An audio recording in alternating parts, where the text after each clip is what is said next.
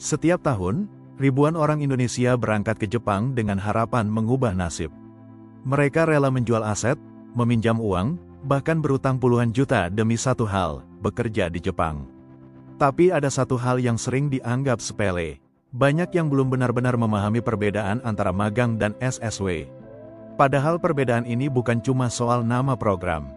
Ini soal status hukum, soal gaji bersih yang kamu terima, soal kebebasan pindah kerja, dan bahkan soal masa depan kamu setelah kontrak selesai. Salah pilih jalur bisa membuat kamu merasa terjebak. Benar pilih jalur bisa membuka peluang jangka panjang. Jadi sebelum kamu memutuskan, kita bongkar semuanya dengan jujur dan detail. Program magang Jepang secara resmi disebut sebagai program pelatihan keterampilan. Secara hukum, peserta magang bukan sepenuhnya dianggap sebagai pekerja tetap. Tujuan awal program ini adalah transfer skill ke negara asal. Biasanya, kontrak berjalan 3 tahun. Beberapa kasus bisa diperpanjang, tapi tetap terbatas. Artinya sejak awal, jalur ini memang dirancang sebagai program sementara. Banyak yang mengira magang sama seperti kerja biasa di Jepang. Padahal dari sisi status hukum, ada perbedaan mendasar. Dan perbedaan ini akan memengaruhi banyak hal ke depannya. Dari sisi gaji, magang biasanya mengikuti standar upah minimum wilayah tempat kamu bekerja. Angkanya berbeda-beda tergantung prefektur, namun yang sering tidak dihitung di awal adalah potongan. Ada potongan asuransi, potongan pajak, kadang juga potongan tempat tinggal. Setelah semua dikurangi, sisa bersih yang diterima bisa jauh dari ekspektasi awal saat masih di Indonesia. Bukan berarti kecil, tapi seringkali tidak sebesar bayangan sebelum berangkat. Karena itu penting memahami angka bersih, bukan hanya angka kotor. Magang memiliki beberapa keterbatasan yang jarang dijelaskan secara detail. Peserta magang tidak bebas pindah perusahaan sesuka hati. Jika terjadi konflik dengan tempat kerja, proses penyelesaiannya tidak selalu mudah. Karena statusnya program pelatihan, ruang negosiasi seringkali lebih sempit dibanding pekerja reguler. Selain itu, tekanan kerja dan adaptasi budaya bisa menjadi tantangan besar. Jika mental tidak siap, 3 tahun bisa terasa sangat panjang. Inilah risiko yang harus benar-benar dipahami sebelum memilih jalur ini. SSW atau Specified Skilled Worker adalah status tenaga kerja dengan keahlian tertentu yang diakui secara resmi oleh pemerintah Jepang. Berbeda dengan magang, SSW sejak awal dirancang sebagai tenaga kerja asing. Artinya, secara status hukum, posisi kamu lebih jelas sebagai pekerja. Program ini dibuka untuk beberapa sektor seperti restoran, konstruksi, perawatan lansia, manufaktur, dan lainnya. SSW menuntut kemampuan, baik bahasa maupun keterampilan teknis. Tapi sebagai gantinya, hak kerja yang didapat juga berbeda. Gaji SSW umumnya disetarakan dengan pekerja Jepang di bidang yang sama.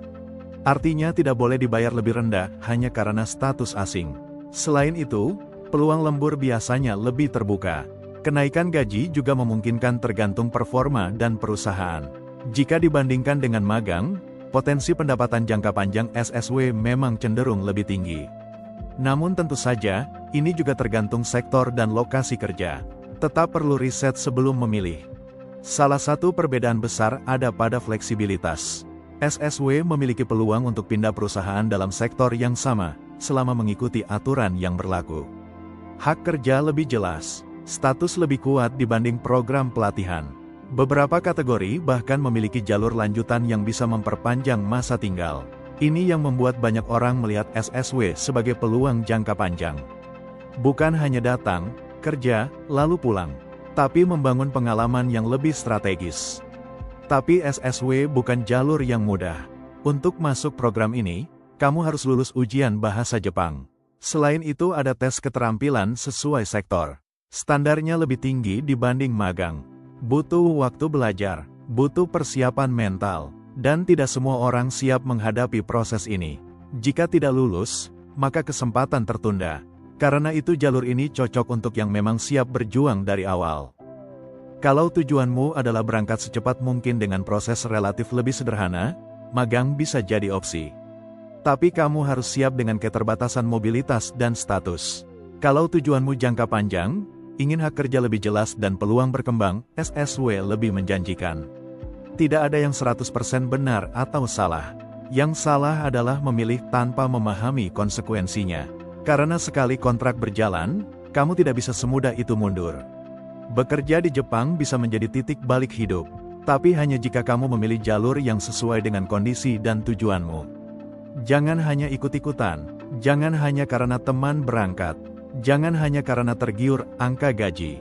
Pahami statusmu, pahami hakmu, pahami risikonya, karena di Jepang, status kerja bukan sekadar formalitas. Itu yang menentukan seberapa bebas kamu bergerak, seberapa besar peluangmu berkembang, dan bagaimana masa depanmu setelah kontrak selesai. Pilih dengan sadar, bukan sekadar cepat.